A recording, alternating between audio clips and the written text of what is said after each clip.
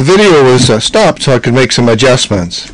The simulator load was increased to 100% and the wet bulb temperature to 70 degrees. So let's see the results and record a few observations, which I have this all set up right here. So what we have at this point is we are operating at about 0.62 kW per ton.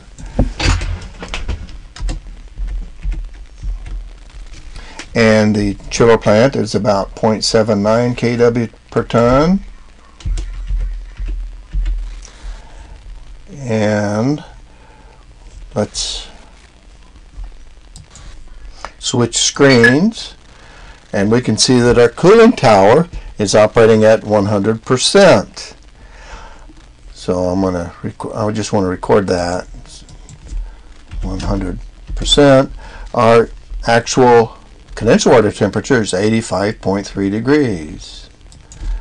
85.3. So it looks like our cooling tower is actually slightly, well, it's maxed out, and we just can't quite get the condenser water temperature we would really like.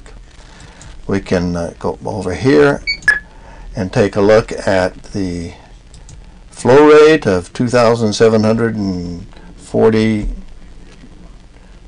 2,700, and I guess it's varying a little bit. Let's say just 40 GPM. And notice that over here we can change our set point. We can go to a manual set point mode if we would like, and then we can enter our set point. In this case, it's already been entered at 80 degrees. And we can also change our condenser water flow mode from variable to the design flow.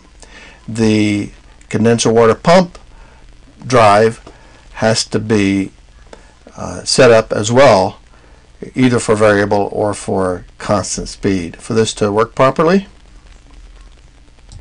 So now we will compare this with a low system load and low wet bulb condition. Well, we've dropped the system load to 40%, and we're going to pretend that the wet bulb temperature is negligible. The reason for that is that cooling tower curves are indeterminate at low wet bulb temperatures.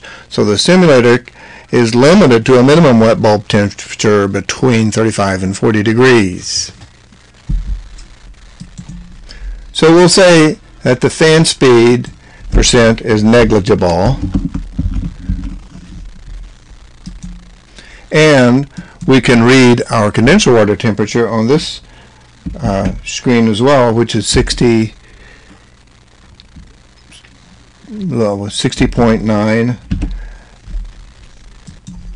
So here's our temperature right here, condenser water temperature, and our flow rate we can read on this screen is 1,400 and 1,500. So let's put that in here. 500.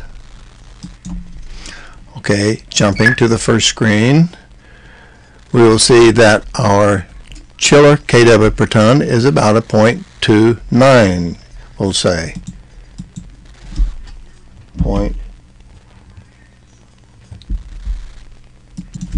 0.29. We can calculate our plant efficiency.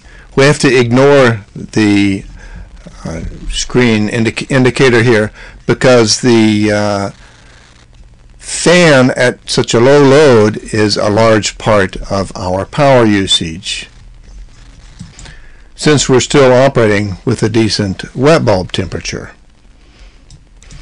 on the simulator. So we can calculate our plant efficiency like this. Now we can estimate the pump horsepower on a variable speed system by using this factor of 0.075 horsepower per ton, giving us approximately 30 horsepower at 400 tons. This 30 horsepower then is about 23 kilowatts per ton, per 400 tons, which gives us 0.058 kilowatt per ton. 0.58.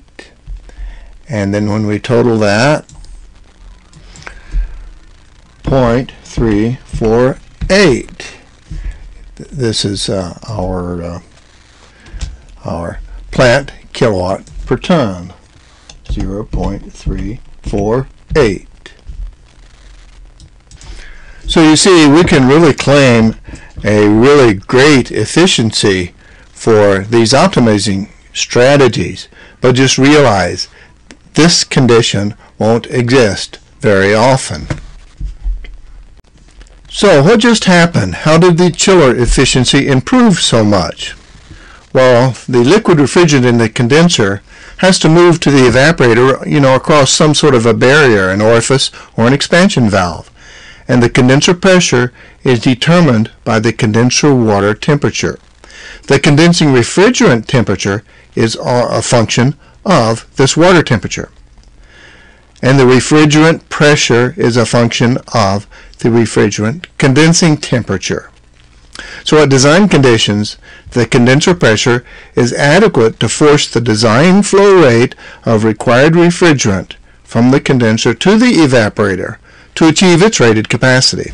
Now at 40% load, the rate of required refrigerant is only 40% of that required at design conditions.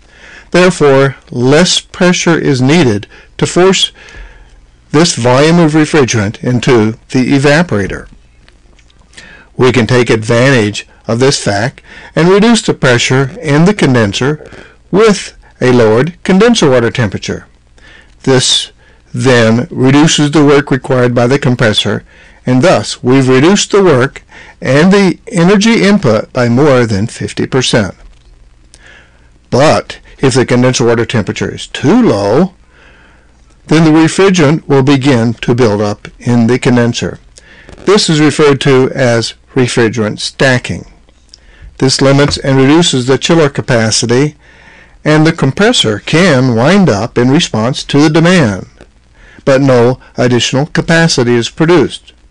So we have to be careful how this strategy is applied.